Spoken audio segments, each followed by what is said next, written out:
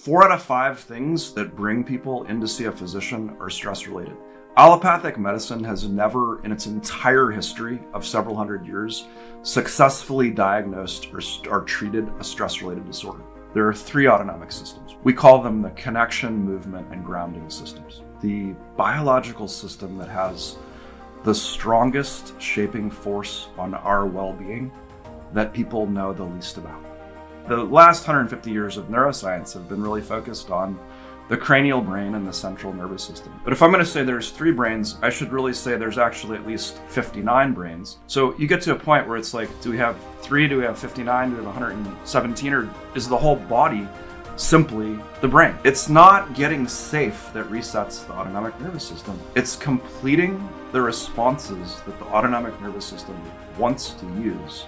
You know, some of the people that we're treating with complex chronic illness are in their 40s or 50s or 60s, and it's obvious that the pattern got laid down in infancy. Welcome to the Vitalist podcast, where healing meets wonder. This is your space to gain transformative knowledge, deepen your mind-body connection, and awaken your human spirit. If you're ready to connect with your innate potential, embrace life's challenges, and expand what you believe is possible, this is the place. Get ready to slow down, be moved, and live like a true vitalist.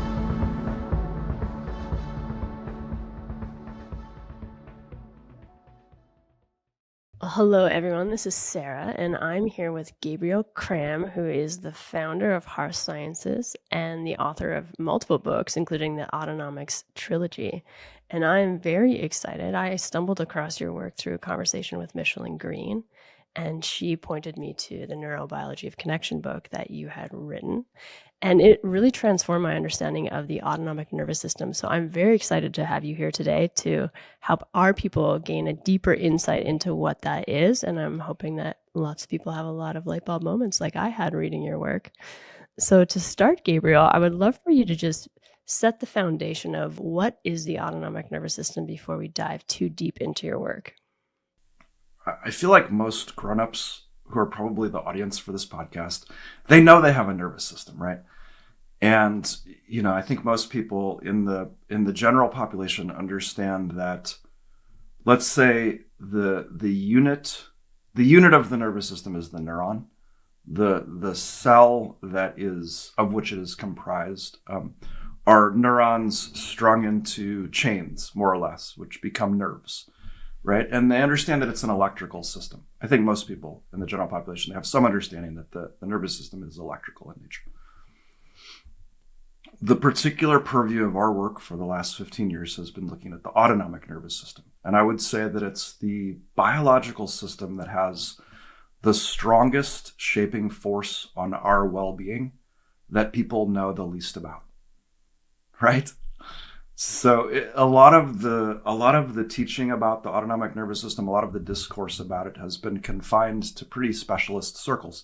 So if you found yourself studying trauma therapy or somatics over the last, couple of decades, it would have been very hard not to learn about it in some way. But for people who were not exposed to those particular areas, this question, okay, so what is it? So there's a couple of different ways of thinking about it. One of them is just in terms of its function.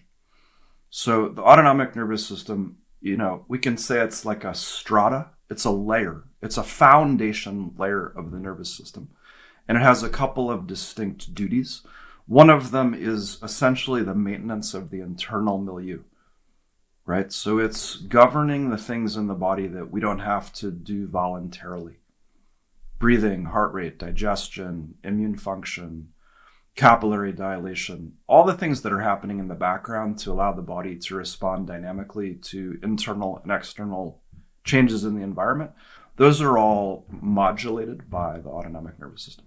So at one level, it's responsible for homeostasis. You can think of it as being sort of like, the thermostat, the thing that governs the systems in the house that keep it comfortable or keep it adaptationally responsive to what's happening.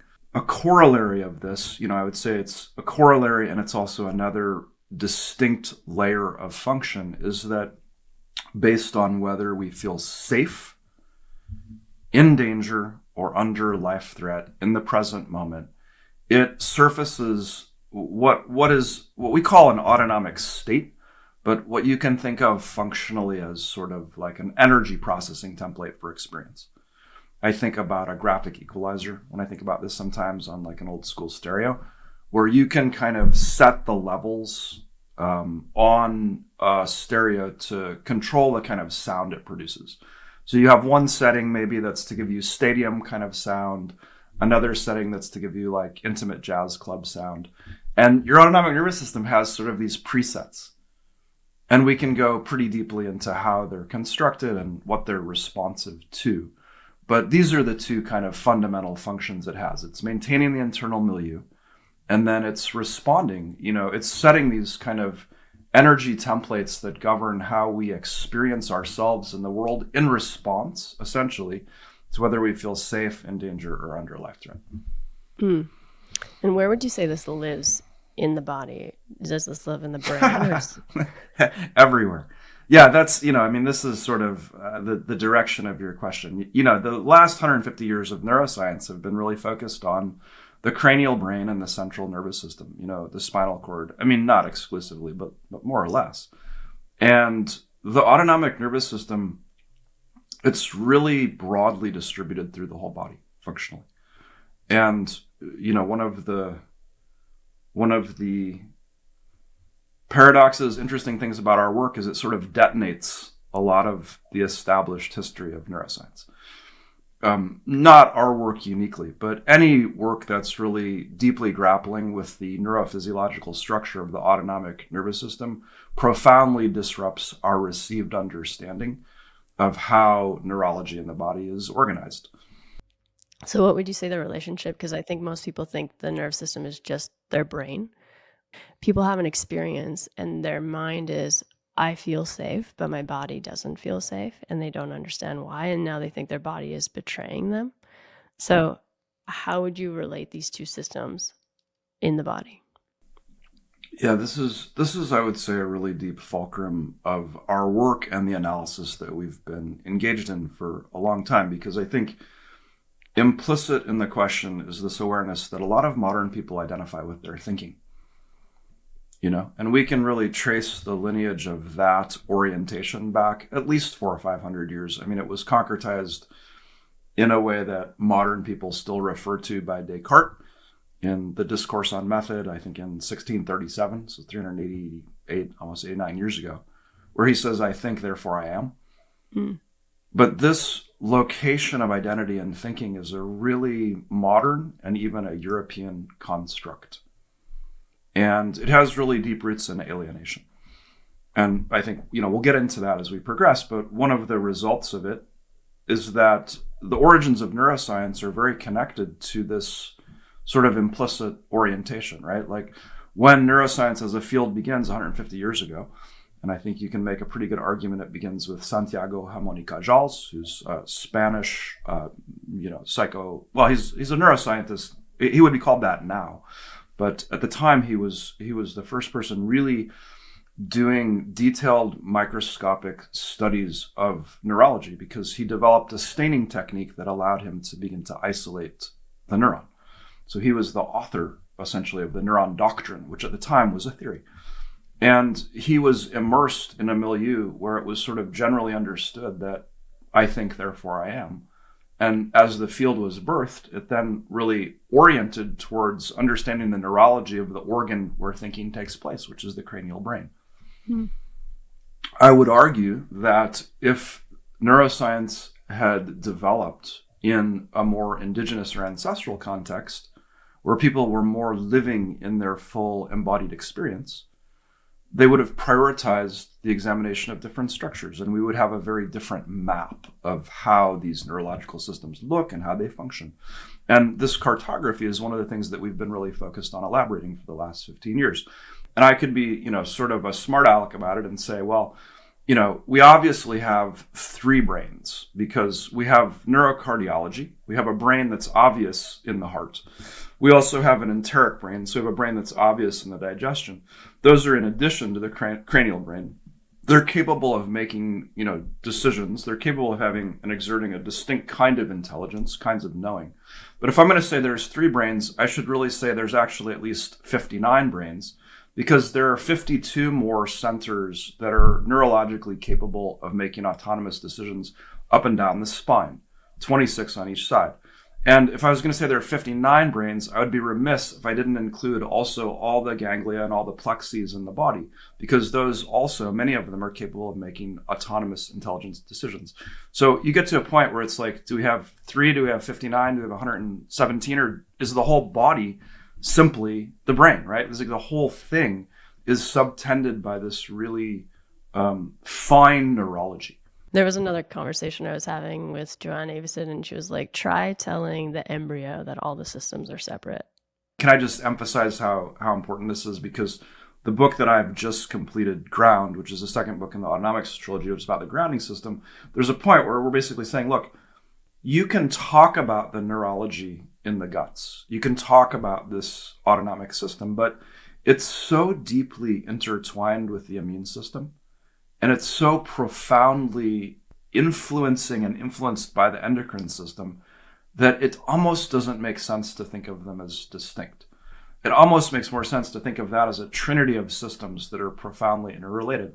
And again, by that logic, you start looking at the whole body and you go, well, it's all talking to itself, ideally. And ideally, it's talking to itself in a way that's harmonized, which goes, to your point, which is that ideally, if we're safe enough, if the body is organized and harmonious, it's all functioning from unity.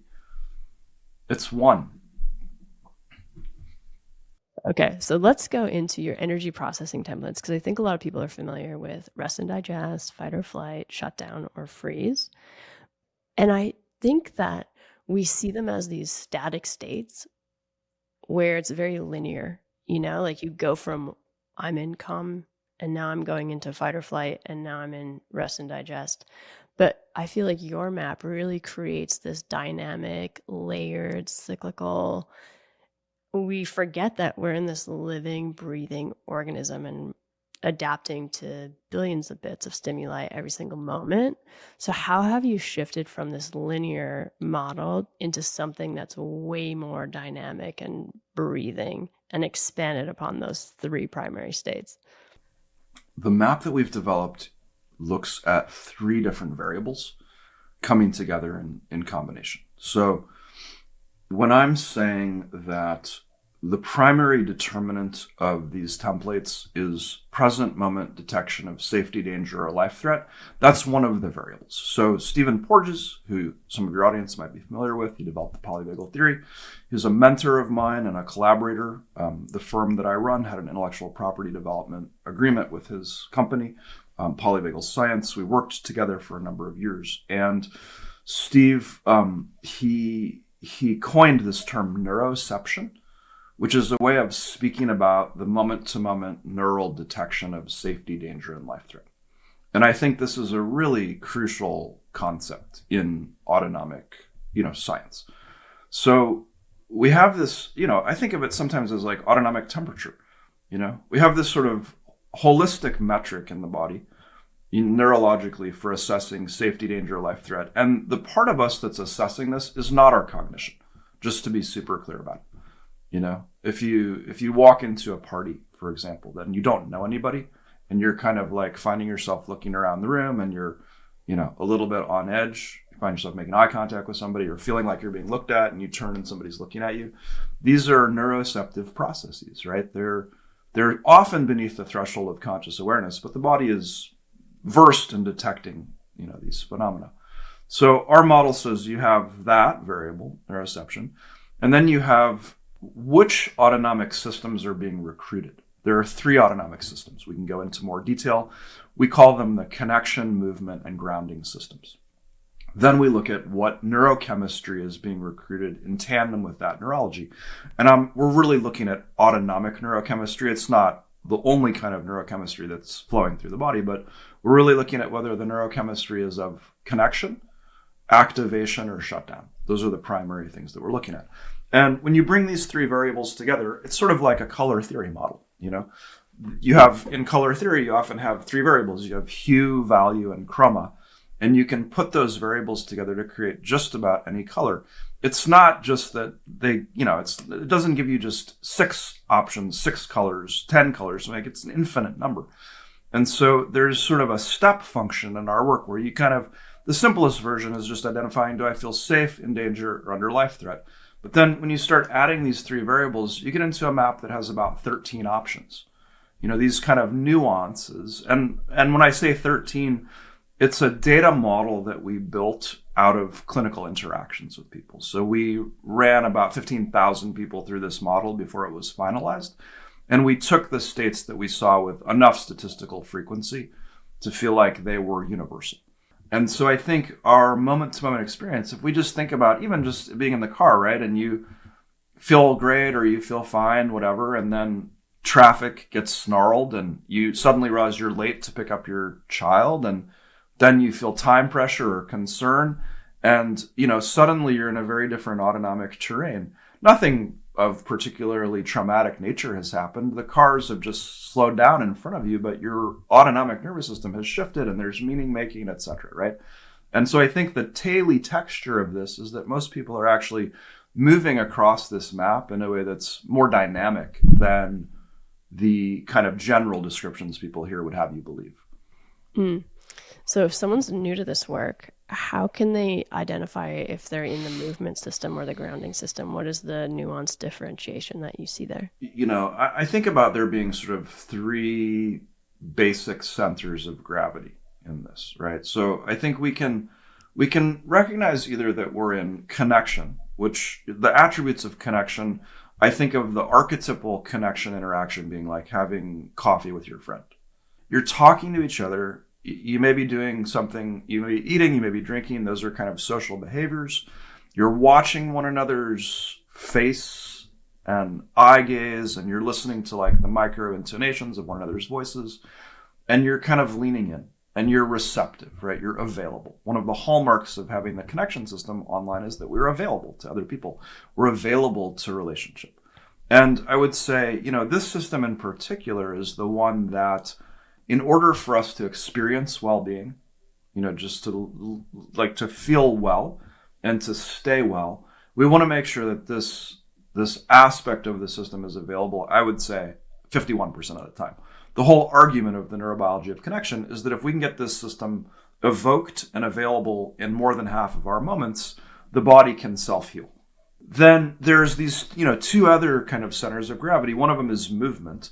And I'm going to make a distinction here because traditional neurology will speak about the sympathetic nervous system and fight or flight responses.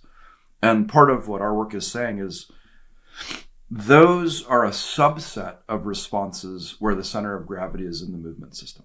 Those are the responses to threat where the center of gravity is in the movement system, right? So fight or flight responses, as indicated by the term, they're mobilized. The body is moving. It doesn't want to be still. They're mobilized and they're also polarized, which is to say that if the body moves into a threat response of that kind, it's fundamentally checking for who's with me and who's against me. Those are the two kind of fundamental calculus of the fight or flight response. But there's also a whole range of autonomic states where the movement system is available, but we're not actually in a threat response. If we're dancing, if we're playing a sport, if we're doing Tai Chi. Those are all activities that require us to be in movement, but we don't have the evocation of adrenaline and cortisol. We don't have this sense of being in danger. So you can have the center of gravity in the movement system, but you can still have access to connection. You can still have the oxytocin that comes from feeling connected. This is what happens when a team hits a flow state. There's oxytocin flowing and people are moving, but they're also connected to one another, which is how, Michael Jordan, oh my gosh, I'm dating myself, right? But like how, he throws a pass behind the back, or, how Steph Curry knows where his teammates are without looking at them. That is movement system with, connection phenomena available.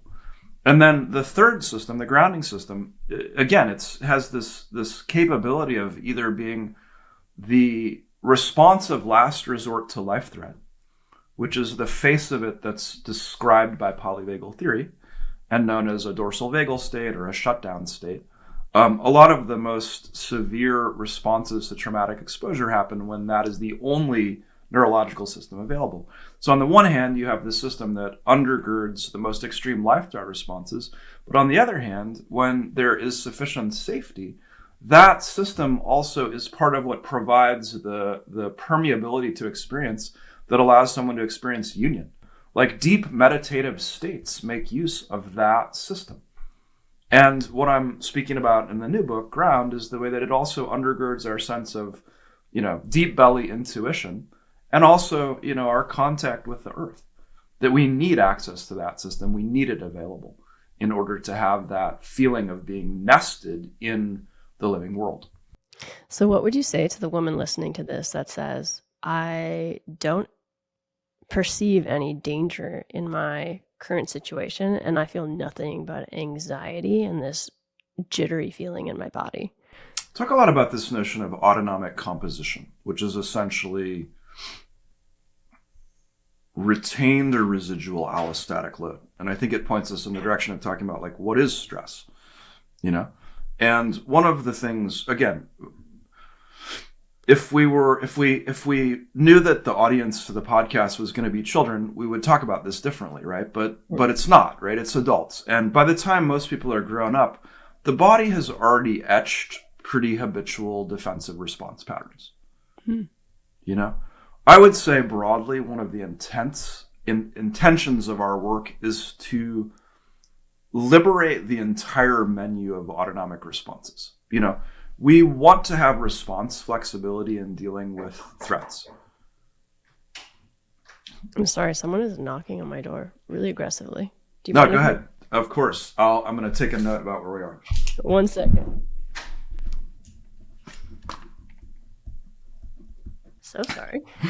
I'm always interested in using the things that arise and arrive in the real. Like what's arising in me right now? A little. Well, tell us about it, because it's instructive, right? Because it's kind of related to everything we're talking about. So how was that? If you feel like it, I don't know. This could take the conversation in a different direction, but it's also useful, which is to say, we're doing this thing. It's you've made this time. We both made this time to record. You're focused. I don't like being interrupted. And then there was this sudden interruption. Not only is it an interruption, but it had a certain cadence of urgency to it. I could hear it in the right sound. She's banging on the door, let me in there. So then it's okay, so then you're having to manage wow, I'm in the middle of a recording and also there's this thing happening, right? So what does that do? Because that's autonomic, right? Everything that we're talking about is here in the room. So how are you doing now? What was that like for you? I'm curious. Yeah, well, so I feel like one of my patterns is to not interrupt or not, make things a little too uncomfortable for the other person that I'm with. And so there is this rising energy where I want to say something, but I feel so guilty, shame, kind of embarrassed that this is even happening because I have so much respect for you. And I'm so there's this tightening in my chest, this closing of my throat, and this just mobilization of outward energy. Autonomically, the response we have, each of us, to that same situation might be very, very different. It's going to be based on a number of things, including every historical experience we've had around relationality.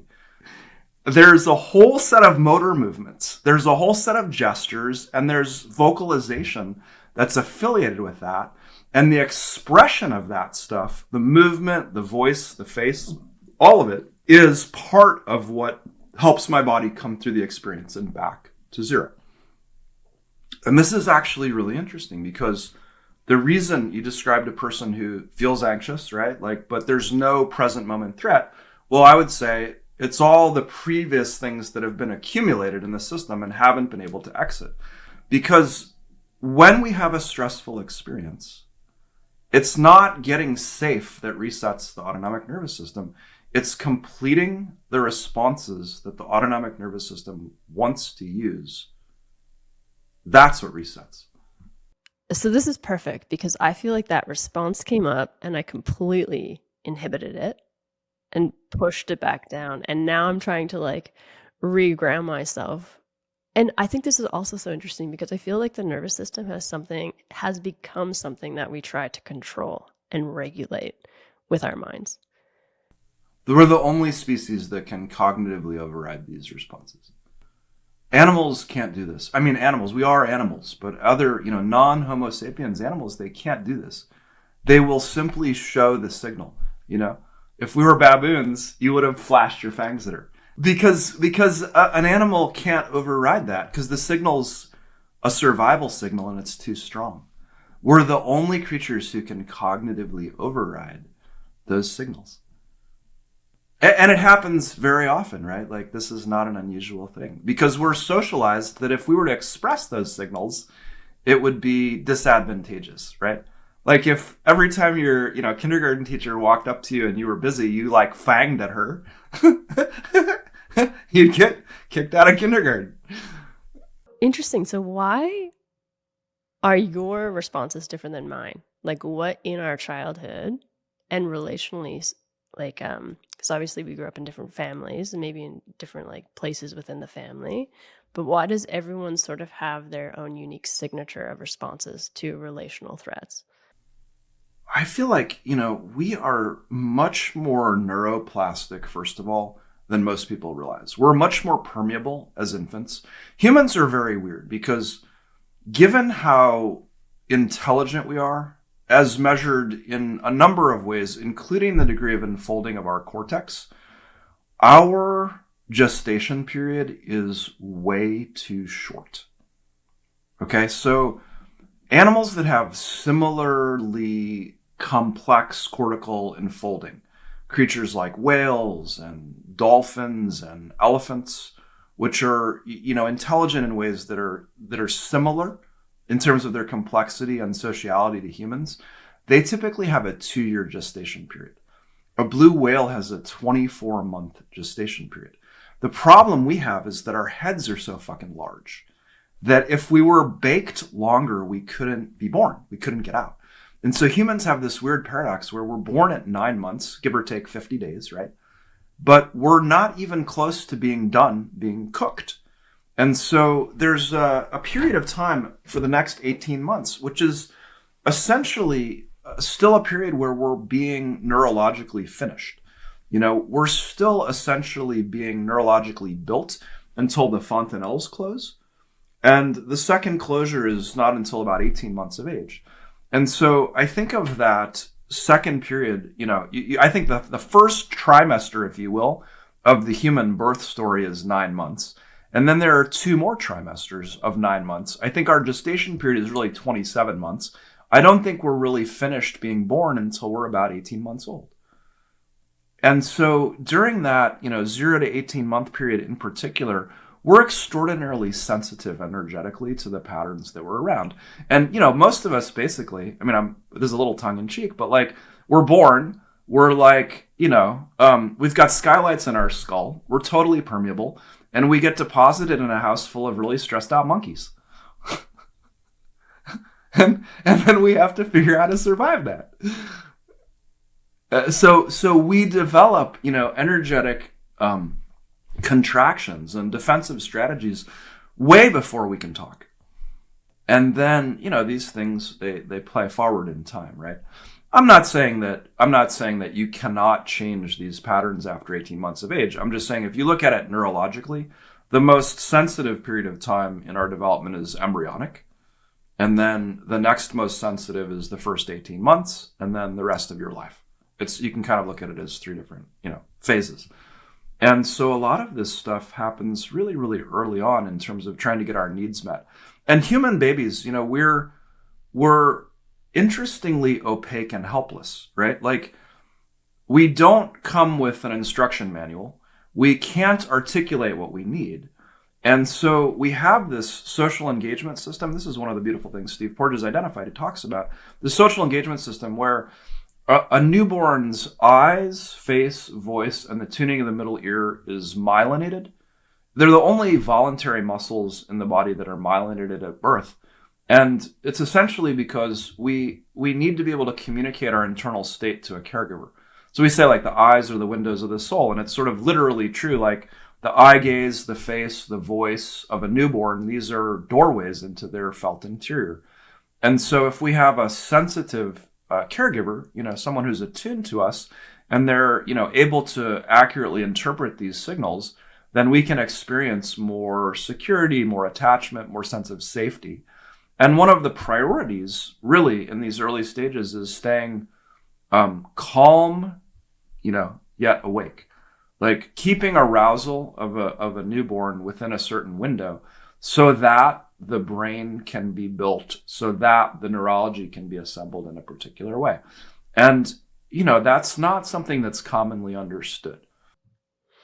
So, what would you say to the woman who thinks that they need to be in a connection state all of the time? Because these are naturally going to come up in life. I always say, like, the winds of life never stop blowing. But it is, like you said, like this, what are the tools, I guess, that you've put in place or that you've learned or that you coach people to do to really allow this energy to move through the system or to complete the motoric response in the body? One of the things that's unfortunate is that there have been a lot of sort of oversimplifications of what it means. And people have turned it into like a stoplight analogy, like, oh, connection is the green light, and then fight or flight is the yellow light, and then shutdown is the red light, or they've turned it into a ladder, or they've turned it into these kind of simple linear things. And the frank reality is that there's no such thing as a bad autonomic state. Like, we need these states in order to survive. And the response flexibility to be able to utilize a given state, it's really important. I can give you a story about the adaptational, reasons for any state that's on that map. None of them are bad states. The problems arise in a couple of ways. They arise when we get stuck in a state and we can't get out of it. Like we don't have a pathway back to safety. And they arise when we think, or, we get habituated to using one autonomic state as a go-to response for all threat situations. Like if the only response I have is a flight response, it's like people say, well, if the only tool in your bag is a hammer, everything looks like a nail. We don't want to have only one go-to response. We want to have this flexibility to respond contextually based on the conditions. And the challenge is that if in early life, a particular autonomic pattern got etched deeply enough, it's harder to have response flexibility. We have a kind of go-to strategy. And there are times when that go-to strategy is no longer adaptational. And a lot of what I'm working with people clinically on is that, is that at one point in their lives, having a certain response worked, helped them survive. I mean, anybody who makes it into my clinic, it worked because they're still alive. And ultimately, these are survival responses. And so if they accomplish the objective of keeping you alive, they worked.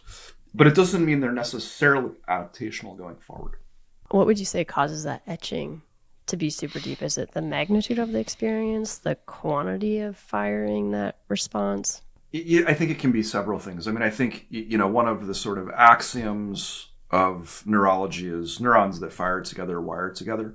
So, I think about this in terms of a path through the forest, right? Like I steward a forest or a section of a forest. And when we first started spending time there, I noticed that there were all of these trails through the woods that hadn't been made by humans.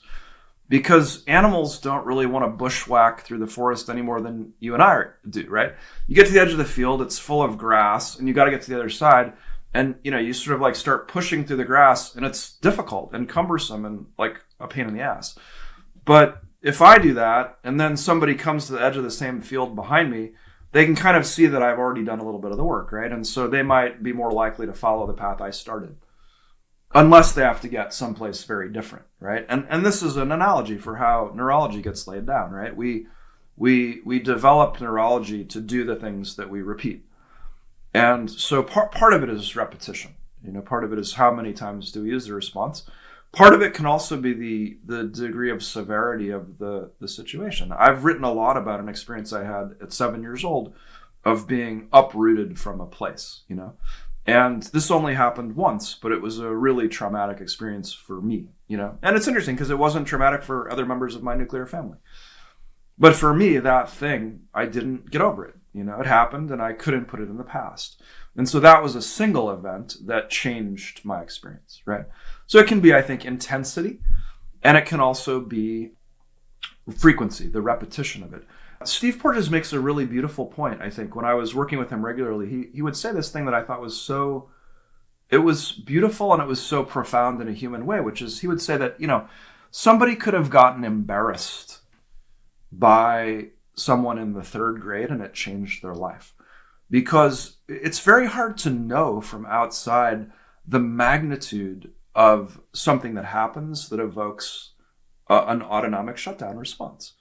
I was working recently with a client in Ireland who's 47 years old, and we were working on an experience of being shamed that had happened when he was 10 years old. And it was very profound because it was a thing that I don't think he was fully conscious of when we began the session. Like, we had to sort of make our way back to this moment. But then in reflecting on it, he had been bullied by somebody and it had happened publicly. And I think we both sort of realized it would have been a very different story if it had happened privately. But there was something about being bullied and then having other people witness that really took him into like a feeling of shame and sort of biological hopelessness, right? It was very profound. And so, it was like a single event. And, at the end of the day, like, the teacher might not have even known it had happened, right?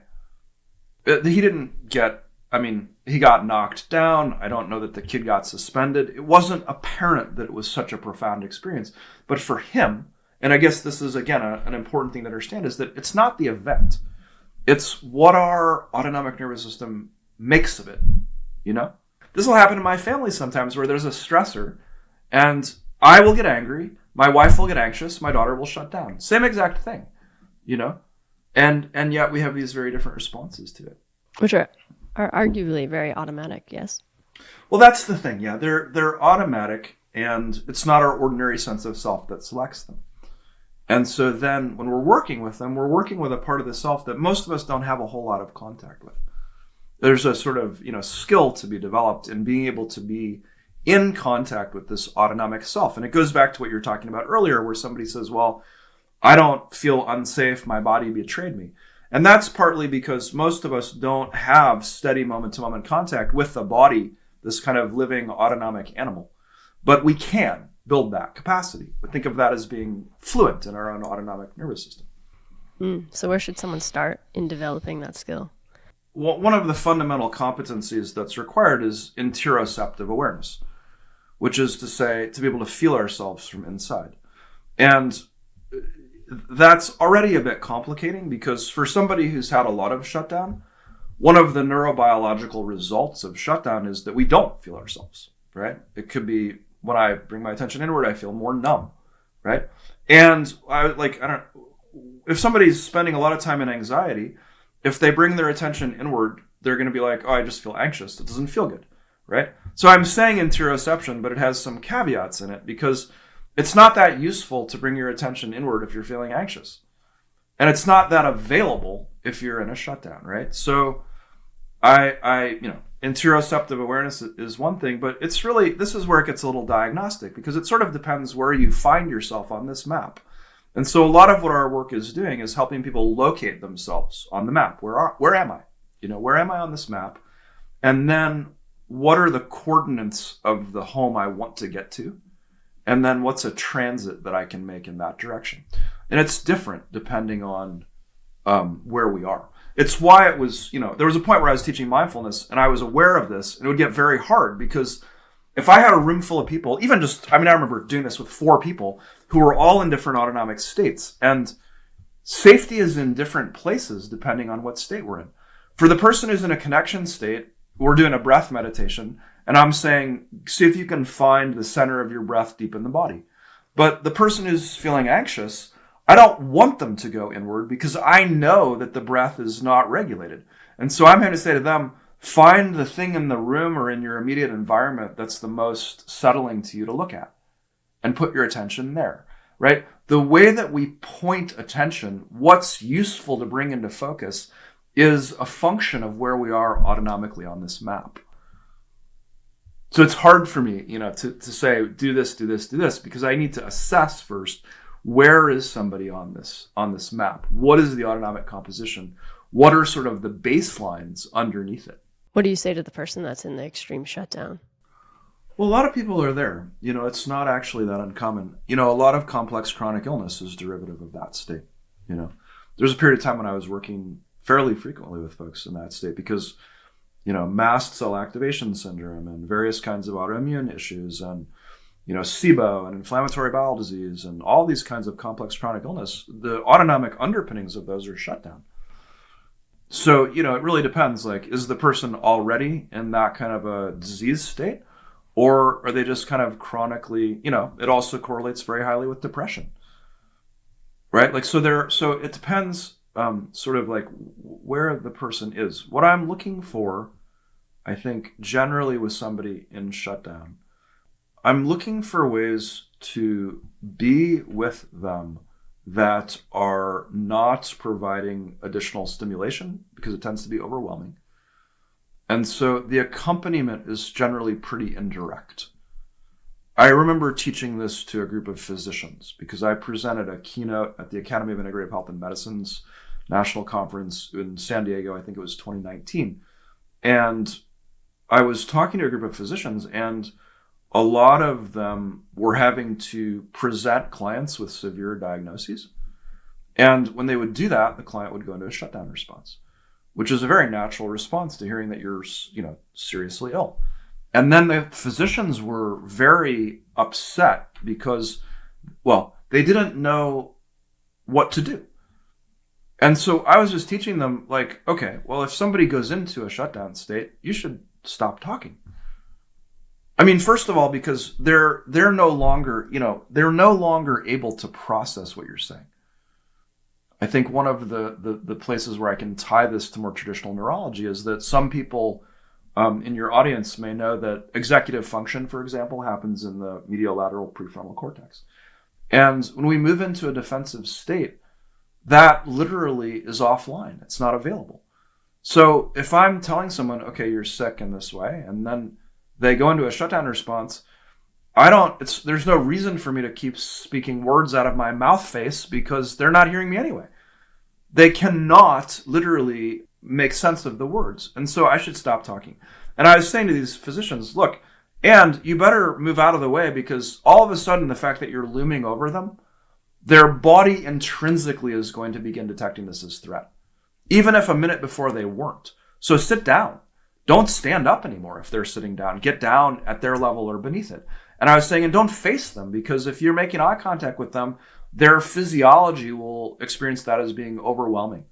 So sit parallel to them. And I was sort of like walking them through just moment to moment adaptations and how they wanted to be with this person, present, parallel, but not making a demand, right? So if somebody is in that state, if we're making a relational demand, we're causing the attention to get pulled away from what it wants to do, which is catch up with itself. These are overwhelm states, right?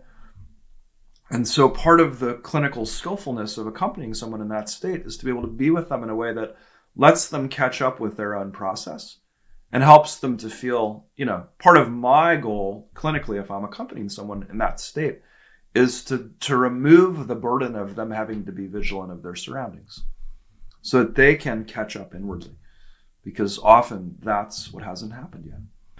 It's not, and I guess this is important because I feel like one of the things I'm always trying to do is help people understand these things are not alien to your experience. People think, oh, this is this sort of esoteric, neurophysiology. No, it's very human. Everyone that I've met who's a grown-up has probably been through all 13 of these states. They've maybe never had the vocabulary or the discernment to distinguish them. They've never thought about them in this way. Most people are pretty fused with the state they're in. They don't realize it's like a pair of neurological lenses, right? It's like they don't realize they're wearing neurological glasses that they could take off because they're so busy looking through them, right? But again, part of what we're learning is like, oh, this construction of this autonomic state, it's an energy processing template that's shaping my experience. It's bringing certain things into focus. It's taking certain things out of my awareness. And it can change, But the states we spend the most time in, we tend to identify with, right? So if someone habitually goes into a flight response or they can't get out of it, they just start saying, I'm an anxious person. No, you're not.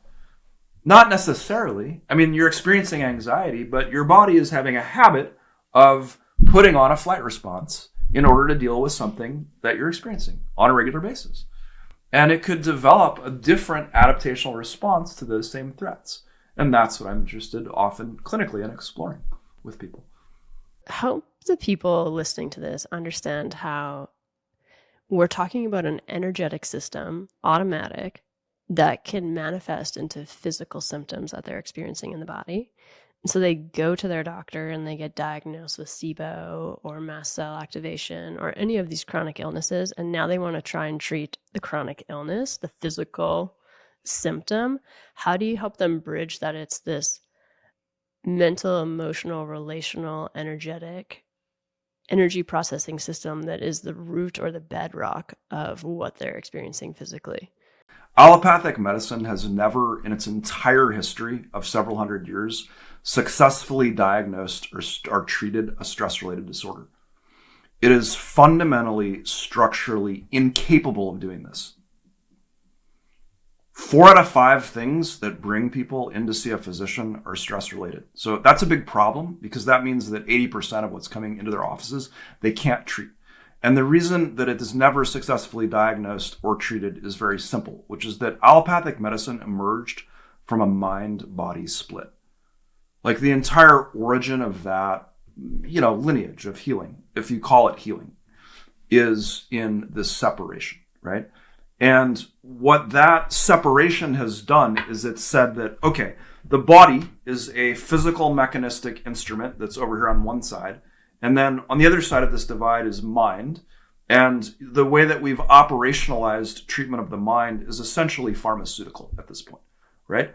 So you have psychiatry and psychology that are treating the mind, and then you have increasingly organ-specific specialists treating the body. The problem with stress-related disorders as related to that bifurcation is that stress-related disorders, the primary axis is the autonomic nervous system. And we can talk about the autonomic nervous system in many different ways, but one of the ways we can talk about it is the neurological axis of the mind-body connection, which means to say that anything that's an autonomic response, any autonomic survival response, will always have both physical and mental health ramifications, because we're really talking about the neural architecture of this interface between the mind and the body, right? So by the time, a pattern is instantiated enough in the biology that it shows up as a disease that Western medicine is capable of treating, it's probably already been it's probably a pattern that's already been in motion for a long time. Some of the people that we were treating with complex chronic illness are in their 40s or 50s or 60s, and it's obvious that the pattern got laid down in infancy. And then it's just, been iterating, right, since then. I mean, the conversations that we have in our studio, people are mind blown when they realize that they're this physiological process in time and that these patterns can run for decades. And if they're maladaptive, they set up the conditions for now a chronic illness to now take seed, and now they're experiencing it. So it's like, how do you speak to these people so that they can have that awareness and that sense of it's not just this physical thing in the moment and it just didn't happen overnight. It's this relational way of perceiving and interacting and experiencing your world in one lens that set up the conditions for this. I read a white paper recently. We can put it in the show notes or something. It's on ResearchGate, and it's sort of looking at the relationship between pathogenic autonomic states and disease etiology. And it's basically sort of mapping out the ways that certain autonomic defensive patterns, these are essentially patterns of threat response, then create the preconditions for different classes of disease, right? And one of the things we've looked at in our work, for example, is the relationship between appeasing states, appeasing as a chronic or, template defensive response, and the development of autoimmune conditions. There are these sort of patterns that we see between habitual defensive responses and then the conditions that tend to arise from them.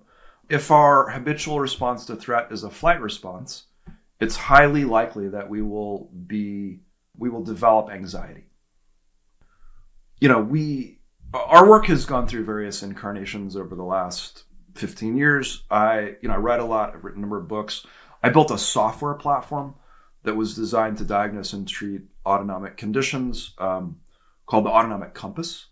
And, it's sort of based on this same idea that in order to give someone a pathway from an autonomic state that's, let's say, maladaptive or defensive back to safety and connection, you need to understand where they are on this map, right? It came out of this awareness that like a compass, if we're going to, we're basically in an autonomic terrain. And in order to navigate that terrain, we need to know both where we are and where we're trying to get to, and then what the direction is from here to there, which is this notion of like there being a compass, right? To help us orient. And, because people, when I was teaching mindfulness, 15, 20 years ago, it was being considered to be like this panacea, like, oh, you feel this, just do mindfulness, right? And I would realize like, no, that's actually highly contingent upon how our attention works is downstream of our autonomic state. These were some of the early insights that began to build the pathway of the development of our work. And so I think one of the things that I'm always thinking about is what are we healing from? Like, what is disease? What is well-being? And what is it that we're healing? What does that mean to heal? And what are we healing from? And, we opened up a clinic recently. We started it a couple of years ago. We paused it, but then we opened up this autonomics clinic. And part of what I'm doing is I'm working with people in this way that's unusual. It's not something that most people are accustomed to. And so to explain to people who might be interested in that work and or have a condition that we could effectively treat, what is it that we're seeing? What is it that we're doing? Why are we approaching it in this way? And I think one of the things that's very importantly different about the approach is that most people, the things that are causing their bodies to accumulate stress are accumulating over relatively long spans of time, right? Like, we talk about stress in the mainstream culture like we actually understand what it is, but I don't think most people do at all, right? And what I mean by that is that when I think about stress, I think about like a metal spring that's coiled up, essentially, right? And I think about the degree to which the body can store energy, the same way that like a building in an earthquake can accumulate that stored energy, right? So I live in California, and if you're building in California and you build a building, it has to be to earthquake code. And if it's to earthquake code, it has to have structures that are called continuous load pathways, so that if there's an earthquake and there's a shear force that hits the building from the side, there's a path for that force to travel down out of the building and into the ground. Because if it doesn't have a pathway, the place where that force of that impact gets stuck is the place where the building will shatter. And what I would say is that I can look at somebody's body and we can know where the loads got stuck immediately, because that is where the body has archived stress. Like, it's not accidental. It's not random. And it will directly correlate with their symptomology, because we're incredibly good at storing these loads. Problematically good. Like, I wish we weren't so good at it. It's the frog in the pot thing, where people will, get slowly boiled over the course of their life, and they don't really realize how sick they are. Until there's, I see this all the time in clinic, because what often happens is that somebody has what I will call a pre-existing autonomic condition, which is to say that, before they get the sickness or the disease or the issue that brings them in to see me, they're already at 97 degrees, right? And then something happens and they hit 100 and the thing changes. And they come to me and they're like, I have complex regional pain syndrome, right? For example. And it's taken me from 0 to 100. And I'm like, no, you were at 97 before you came. It took you up 3 degrees. But when you went up those 3 degrees, you hit 100 and you went across this threshold. And now the body's falling apart. one of the cases I have permission to talk about publicly, and I don't, most of the cases that I work on are confidential, but one of them was a woman who had complex regional pain syndrome and had completely lost proprioception. She literally couldn't feel her body in space at all. And when I met her, she said to me, the only reason I know that I'm standing is because I can see that I am. And I said to her, well, what do you mean? What happens if you shut your eyes? And she said, if I shut my eyes, I'll just fall over. And she had spent 8 years having to walk through the world with a hand on a wall to steady herself so that she knew that she was upright. And she'd broken 28 ribs. I mean, your audience can try this. It's a very, simple thing, but it's very profound. Our body has this proprioceptive awareness of where the body is in space, and it's not something we have to think about. And if you take an arm and you just put it out horizontally, I'm taking my right arm, I'm putting it out horizontally to my right side. In order for me not to just pitch over to the right, my left side has to subtly tense, right? So if I slowly put my arm out and I really pay attention, I can sense that my seat on the left side has, my gluteus maximus, my butt cheek on my left side has subtly tightened. My foot on the floor has subtly grounded just a tiny bit more. And it does that without me having to think about it. That's not a cognitive response. It's a vestibular system detection and then a proprioceptive accommodation. But her body didn't do that for 8 years. And so she would get up in the morning. She would laboriously make her way to the kitchen with her hand on the wall. She would stand in front of the counter to make coffee. She would reach forward to get the coffee cup, and she would fall forward and slam into the counter and break a floating rib. She broke 28 bones, I think, in the time that she had this condition. And when we started working on it, we were able to resolve it in 4 hours. Not entirely, but we were able to get her interoceptive awareness back online in about 4 hours after 8 years of having none. And, this thing that happened was that very quickly in working on this, we went back to her early childhood. And most of the session that we worked where we got her interoception and proprioception back online, we were working with the 5-year-old version of herself.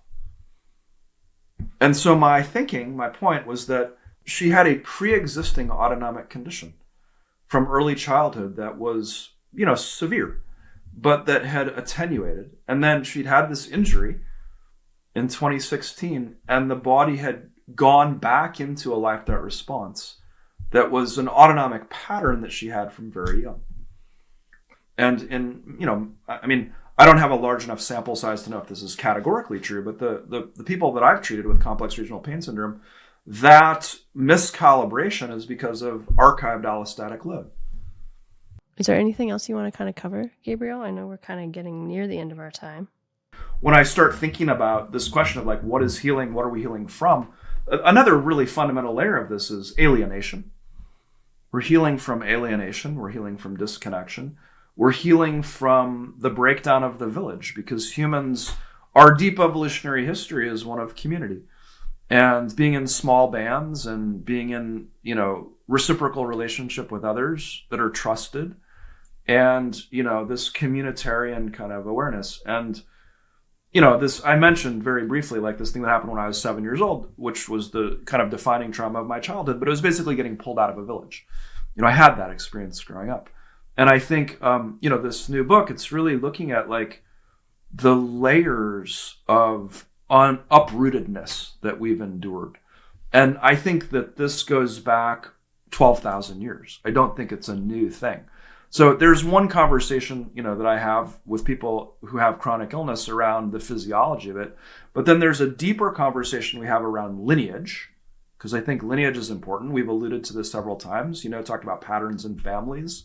How are my parents? How do they respond to threat? How did I learn from them to respond, etc.? Where does that come from? Lineage. And then I think there's this really deeper conversation about the civilization at large. And I'm going to use civilization in air quotes, because any civilization that destroys the biosphere that it inhabits is not very civil, is a one way to put it, right? And I think, we're deeply, what is it? In medias res, you come onto the stage in the middle of the play. We find ourselves arriving in this moment of really profound systemic disconnection. right? From the earth, from biotic systems. We don't understand the impacts of our own actions on those systems. We feel fairly helpless to change them at scale. But I want to kind of be orienting people to like, where did these things come from in history? What are these patterns of disconnection and uprootedness? And then how can we change them? How can we challenge them in our own lives? Because I think when we talk about wellness, it's not simply physiological or metabolic. It's also the wellness of community, and it's our connection and relationships to one another and to place and to the living world and to feeling part of the community of life. And if we can start to restore that experience of connection, not a thought, experience, the felt experience, then the body tends to heal and the environments we're in tend to heal. And that's the directionality we want to encourage and invite, I think, in our work. So how are you establishing that in your routines and where you live? The more that I understand about the autonomic nervous system, the more I'm looking to build village. The more we build these networks, mycelial networks of trust and reciprocity, the more resilient our whole community becomes. And I think there are very practical arguments for doing this, right? And for being connected to land, for being connected to sort of the fundamental building blocks of safety and security, which also include food sovereignty and include, being able to take care of one another. And so I think like skillfully building connected community is really fundamental if we start to understand what the autonomic nervous system is. Because what I'm trying to do is give my system consistent inputs of safety and connection. And we live in a world that that's not really what it's trying to do at all. Do you have any, this is going to sound silly, but do you have any tips on how to make friends as an adult? I teach sociality, basically. I teach connection. And so the funny thing about it is that it almost doesn't matter what you say to open a conversation. What matters is, can you make yourself available energetically? Because somebody can feel that, right? And I give this analogy of neuroception as like the snail in the shell. And that neuroception is sort of like, are we willing to come out a little bit into the world, or are we going to be retracted and retreated? And, based on the work that I do, because I tend to on purpose live most of my life, out, it means a couple of things. It means that I'm feeling for who else is available. And so I move through the world kind of feeling for that, standing in line at the coffee shop, like I'm noticing who's noticing. I'm noticing who's available. I'm noticing who's willing to be playful in any way, shape, or form, right? And who's like so locked into their defense that they're just not there. Infants, little children, dogs, like these things tend to be available. If somebody walks into a cafe with a dog, it's really funny because the people who go up to the dog are the people who want to be available socially. Well, to wrap up, Gabriel, what would be your closing remarks to a person living in a body that doesn't feel good at the moment? What's the most hopeful thing that you've seen, or what do you hope that they take away from this conversation that instills a little bit of hope moving forward? The simplest book that I've written about this that's comprehensive is called Finding Home in Your Nervous System. Okay. I've talked about these longer books. They are fairly encyclopedic. I wrote a pretty straightforward book called Finding Home in Your Nervous System. It's about 150 pages. The type is large. And it's just orienting people to like what it means to have an autonomic nervous system. I think the first thing is really like starting to do some form of pattern recognition, right? Because when someone says, I don't feel good, what does that mean? Is it that they feel anxious? Is it a sort of generalized state? Do they feel irritated all the time? Is it that they feel a certain level of pain? Is it an inflammatory thing? Like, I want to locate them a little bit on this map first, right? Some things are very much directly autonomic. Others might not be so much, right? So I want to get clear about symptomology, if you will, and I want to start to correlate that to like what could be happening autonomically. And then I want to start, helping them find practices. I would say is the first level of engagement with this is practices that begin to address what's happening in the body. We started out talking about anxiety, so I'll give you a little just anecdote to close with, which is that the most effective anti-anxiety intervention I've ever discovered is barefoot shoes. And it's very autonomic, because our understanding of anxiety is essentially it's a flight response that loses contact with the ground, doesn't get to complete. The person loses contact with the pelvic floor. The breathing then becomes supradiaphragmatic, and the energy sort of goes up in the body, and then people get very stuck in their heads. And barefoot shoes can interrupt this at a physiological layer, because when you have barefoot shoes on, it's much harder to lose contact with the ground. Feeling the ground is part of what allows a person to stay in contact. When I'm teaching people a different pattern around anxiety, what I'm trying to do is help them identify, what is the triggering incident? What is the thing that made you unsafe? And often, it starts out subtle. Could be like, I'm sitting in a meeting, I didn't like the way somebody looked at me, and then it starts to escalate, right? And what I'm teaching them is like, okay, what's the trigger? And then if the body goes into a flight response, can you honor that that's what the body wants to do and let it? And so I'll coach a person, grab your phone, tell someone in the meeting, hey, I have to, take a call. Excuse me, my fill in the blank called and I have to deal with it urgently, which doesn't have to be accurate, right? But like, you've got the thing. So, leave the room, feel in the body as you're leaving the successful escape. Because the successful flight is then what tells you, yes, I got away. I can come back to baseline. Go into the restroom, take a moment, ask yourself, what was it that happened? And maybe it's at that point that you realize, I didn't like the way that person looked at me. From that stance of having successfully escaped, take a moment and evaluate, okay, what am I going to do next? Do I have to go back into that meeting? If so, the moment I walk in the door, acknowledging like, I didn't like that, I'm addressing it proactively. Or I decide, look, I didn't like the way that person looked at me.